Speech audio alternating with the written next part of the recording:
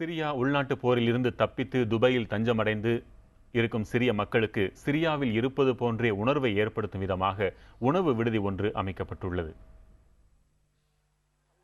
சிரியாவில் சுமார் 2 ஆண்டுகளுக்கு மேலாக நடைபெற்று வரும் உள்நாட்டு போரை தொடர்ந்து அந்நாட்டிலிருந்து ஆயிரக்கணக்கான மக்கள் பல்வேறு நாடுகளுக்கு இடம்பெயர்ந்து வருகின்றனர். அந்த வகையில் ஐக்கிய அரபு அமீரகத்தில் மட்டும் 1,70,000-க்கும் அதிகமான சிரிய நாட்டு மக்கள் வாழ்ந்து வருகின்றனர்.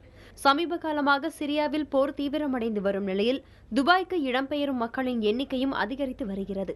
இதனால் சிரிய மக்களை கவரும் விதமாக துபாயின் பல பகுதிகளில் சிரியா உணவு விடுதிகள் செயல்பட்டு வருகின்றன. சிரிய தலைநகர் டமாஸ்கஸ் பகுதியில் உள்ள சலோஜா என்ற பிரபலமான தெருவை நினைவுபடுத்தும் வகையில் சலோஜா என்ற உணவு விடுதி துபாயில் செயல்பட்டு வருகிறது.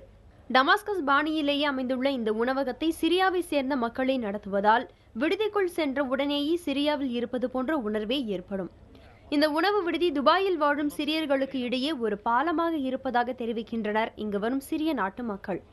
போரின் காரணமாகவே சிரியாவிலிருந்து உணவு விடுதியை காலி செய்துவிட்டு இங்கு வந்ததாக தெரிவிக்கும் உணவு விடுதி மேலாளர் கூடிய விரைவில் சிரியாவில் அமைதி திரும்பி அங்கு செல்ல வேண்டுமென விரும்புவதாக தெரிவித்துள்ளார்.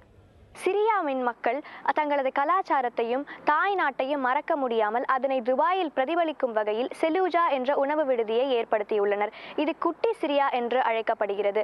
இங்கு நாள்தோறும் பல்லாயிரக்கணக்கான சிரியர்கள் வந்து செல்கின்றனர். தங்களது தாய்நாடு தங்களுக்கு மீண்டும் கிடைத்ததை நினைத்து பெருமையடையும் வகையில் இந்த செலூஜா உணவு விடுதி மேம்படுத்தப்பட்டுள்ளது. புதிய தலைமுறைக்காக துபாயிலிருந்து நிவேதிதா.